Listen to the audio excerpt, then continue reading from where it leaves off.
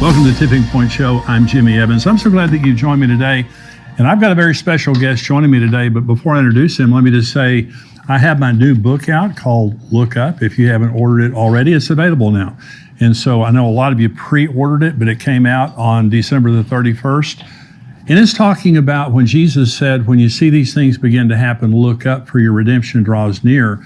And the entire book just talks about redemption, what it means for us to be redeemed, which means everything Adam and Eve lost, we're going to get it back when Jesus returns, including a lot more. And so that's what the book is about. Very encouraging. It will talk about the end times, helping you to understand the end times, but more than that, it'll give you hope for what's just about to happen. Jesus said, when you see all these things happen, look up, but be prepared for the fact that you're about to be redeemed. So if that you haven't ordered the book, order the book. I know it will bless you. Also, we're going to Israel next November, December, and all the information there is on your screen. We would love to have you go with us. We're going to be there, I think, about 10 days, taking a tour, and it's going to be educational, inspirational.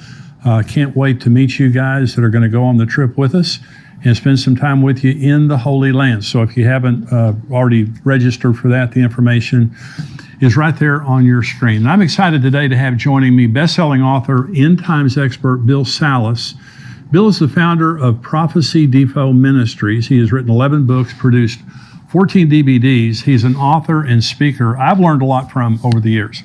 I'm very glad to have him joining me today to discuss a very important prophetic event, which is also a book Bill has written called Nuclear Showdown in Iran. Bill, thank you for being here. Jimmy, thanks for having me on your program. You bet. Well, listen, I've watched you for years and learned so much from you, and you're a scholar. I mean, you really are a researcher, and you go so deep into the things that you research. And so today we're going to talk about Iran. I want to start because you're here today, and several things have just happened in the news, and one is this earthquake that just happened in Turkey and Syria. The death toll that I heard this morning was 5,000. Over 5,000 people that have been killed. And of course, Jesus said there's going to be earthquakes, famines, pestilences like that. This is a big earthquake in a very strategic area of the world. Do you think anything significant about that other than just the devastation and all that? Well, I think it's like Jesus had said, and there would be great earthquakes. He talks about in Luke, Matthew 24, he talks about earthquakes in diverse places. Right. This is a great earthquake, 7.5. I was in a 6.6 earthquake I lived in Big Bear Lake, California around 1990, I think it was. And it threw all my TVs off the shelf. My piano went through the wall. All the food and stuff came out of the cabinets. And they say that you go up another 7.5, that's almost 1,000 times That's greater terrible. intensity. Yeah. And the World Health Organization today came out and said they think there could be up to maybe about 20,000 killed individuals when they get through all the rubble and everything. Wow. I read an article this morning that said that this fault, and I believe they call it the Syrian-African fault that runs right through Israel. And they're saying that, of course, Israel has a big earthquake like that about once every century. And they haven't had a huge earthquake. I think it was 1927, the last time they had one like this. So this, and of course, the Bible prophesies huge earthquake in Jerusalem, huge earthquake, the Gog and Magog war, and so, which is in the same region. So very significant. China, we had the balloon that flew over the United States from China. And China is not in this prophecy, the Ezekiel 38 and 39 prophecy. Now, Ezekiel 38 and 39 says many people are with you. So, you have that. But China, they're very provocative. They have, infiltrated our businesses, stolen our state secrets. They've infiltrated, they say, every college campus in America. And now they have this balloon that flies over America. What do you think about that? You think it's just a dumb thing that they let a weather balloon go free, or do you think it's more than that? Well, I think everything is calculated with China. Yeah. They are actually also talking with Saudi Arabia about trying to replace the petrodollar with the yen, right, which would really hurt our economy as well. Yeah. China has been calculating for quite some time to sort of dethrone America as the superpower because they want to replace us and usurp themselves on it. So no, I think that balloon was very strategic. They went over all the important sites across the country, and basically got a lot of intelligence. Some people are thinking, well, what if they were to launch a nuclear weapon, an EMP, electromagnetic pulse from that? Because you could maybe put one of those on without being detected. An electromagnetic pulse is basically a nuclear weapon that spreads, headed at a certain burst altitude, exploded at a certain burst altitude, goes out like a speed of light, a canopy, and everything underneath it electronically gets fried out. Right. If you launch a burst altitude of 180 miles up, I believe it is, you can take out the whole country. So, they weren't that high, but, they could certainly take out a state. And we've been warned about this for many years. That's right. About EMP. It's not that sophisticated. And then, like you said, that could happen. So, there are evil people in the world today. And now the Chinese people, I believe, are precious. And there's a huge revival happening, a lot of Christians in China. But the Chinese government, they're evil. They're dictators. They're evil. They don't allow the church. They don't allow Christianity. But they do want to. I don't know if they have the same belief system as Iran, as in we're Satan and to destroy us. But they certainly want to shift in power. Right. They want to see the East, predominant over the West. So let's talk about Vladimir Putin for just a minute. The war in Ukraine is so concerning on so many levels. Mm-hmm. But Ezekiel 38 is addressed to a man named Gog. Mm-hmm. And it just seems as though Vladimir Putin matches the description of a madman in that area of the world, mm-hmm. who is, bent on power and ultimately to go down and take spoil from Israel. Mm-hmm. So what do you think about Vladimir Putin? I mean, is there, because you understand so much about, Bible prophecy, do you think that there's an end game other than Ezekiel 38, or do you even think he knows the end game? Do you think he's just kind of on a rampage or what?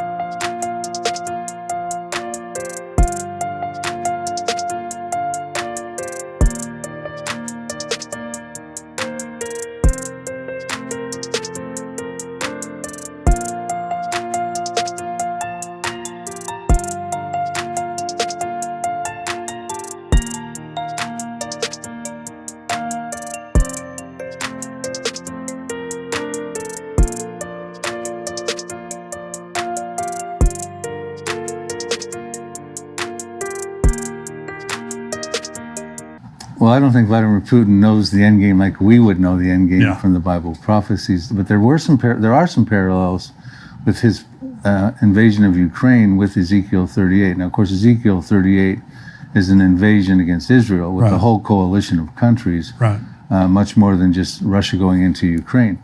But Ezekiel 38:10 talks about this Russian leader who could very well, depending on when Ezekiel 38 happens, could be Vladimir Putin. But we can't pin that tail on that face just yet because we don't know where he'll be at that time. Right. But it talks about him getting evil thoughts would arise in his mind.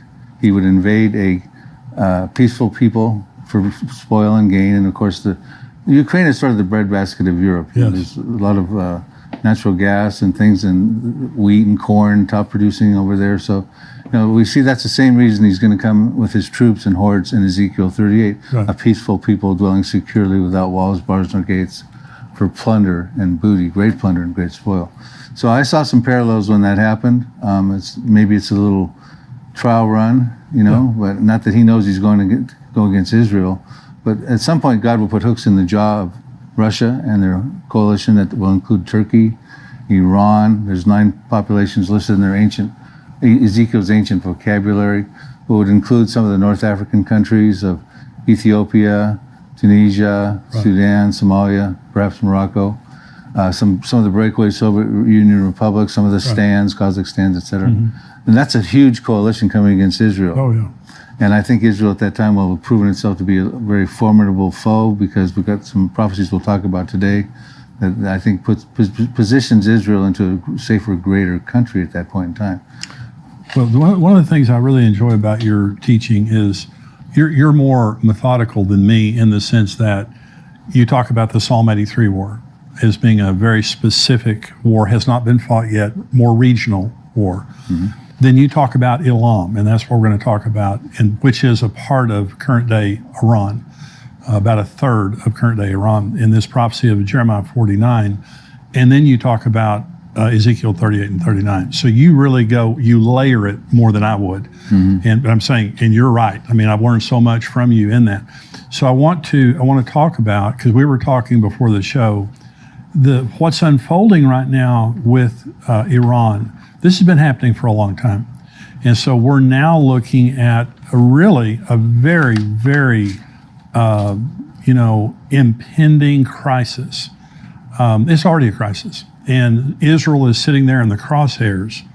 Iran is very provocative. They're provocative in the sense that they're talking about, how they're going to destroy. They've been talking about destroying Israel for many years. But this is a very public rhetoric that's going back and forth between Israel and Iran. And now Netanyahu is the president.